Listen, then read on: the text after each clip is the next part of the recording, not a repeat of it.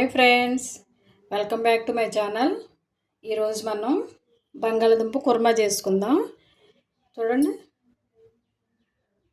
ఒక 4 ఉడికించి పెట్టుకున్న బంగాళదుంపలు,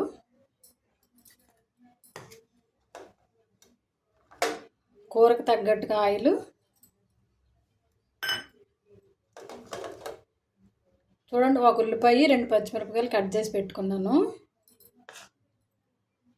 అందులోకి ఒక చెక్క, ఒక యాలకు, 4 లవంగాలు, అల్లం వెల్లుల్లి పేస్టు, కూరకు తగ్గట్టుగా కారం, కూరకు తగ్గ సాల్టు, కూరకు తగ్గట్టుగా పసుపు, కొంచెం ఒక స్పూను ధనియాల పౌడరు, కొద్దిగా పెరుగు ఉంటే వేసుకోవచ్చండి, లేకపోతే ఈ ప్లేస్లో టమాటా పేస్ట్ అయినా వేసుకోవచ్చు. ఏది అవైలబుల్గా ఉంటే అది వాడుకోవచ్చు. ఓకేనా? ఇప్పుడు ప్రాసెస్ చూద్దాము. చూడండి, స్టవ్ వెలిగించి కళాయి పెట్టుకున్నాం కదా, ఆయిల్ పోసుకుందాం. ఇప్పుడు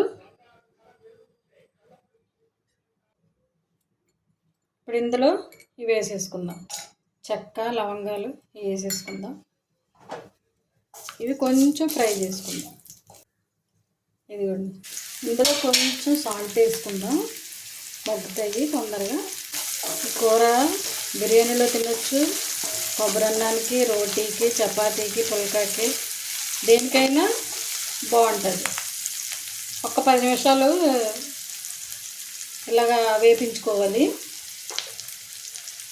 స్టవ్ మీడియం ఫ్లేమ్ అని పెట్టుకోలేదు, లేదంటే ఉల్లిపాయ మాడిపోద్ది.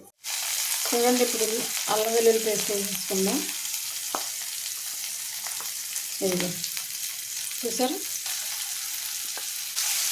అల్లం వెల్లుల్లి పేస్ట్ బాగా పచ్చివాసన పోయేదాకా వేపించుకోవాలి.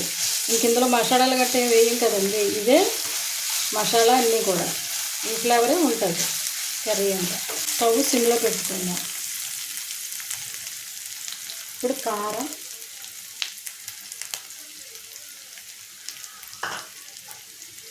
మిగతాది సాల్ట్,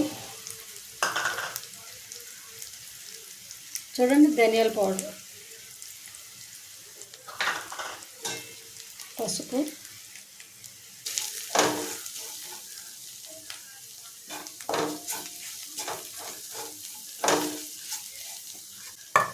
పెరుగు కూడా వేసేసుకోవాలి.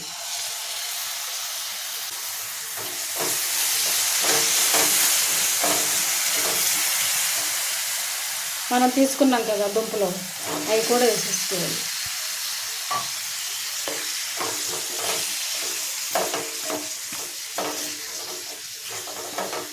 ఉడికించి పెట్టుకున్న బంగాళదుంపలు అండి ఇది.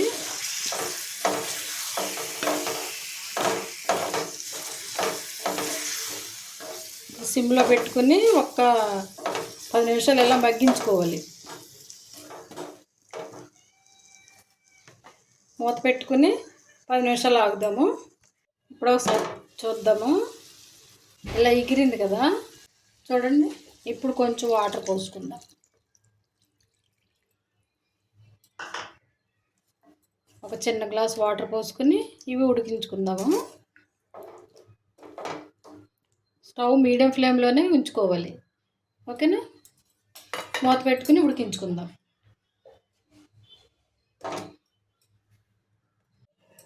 రెండు కర్రీ చూద్దాం.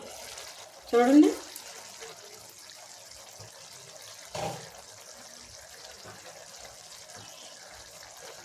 ఇప్పుడు చిన్న దాల్చిన చెక్క, లవంగాలు, ఒక యాలకుల పౌడర్ వేసేసుకుని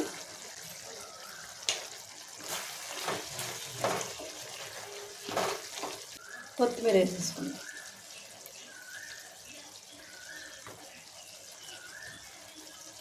స్టవ్ సిమ్లో పెట్టుకుందాము. ఇప్పుడే గరం మసాలా వేసాం కదా, మూత పెట్టుకుని 2 నిమిషాలు అలాగా ఉంచుకుంటే మసాలా ఫ్లేవర్ అంతా పడుతుంది కర్రీకి.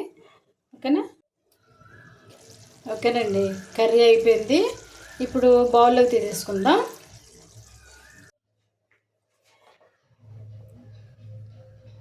ఇదిగోండి కర్రీ. ఓకేనండి, చాలా బాగా వచ్చింది. ఓకేనండి. ఈ రెసిపీ కనుక మీకు నచ్చితే లైక్ చేయండి, షేర్ చేయండి, సబ్స్క్రైబ్ చేయండి. Please watch the video. ఓకేనండి. Thank you for watching. Bye.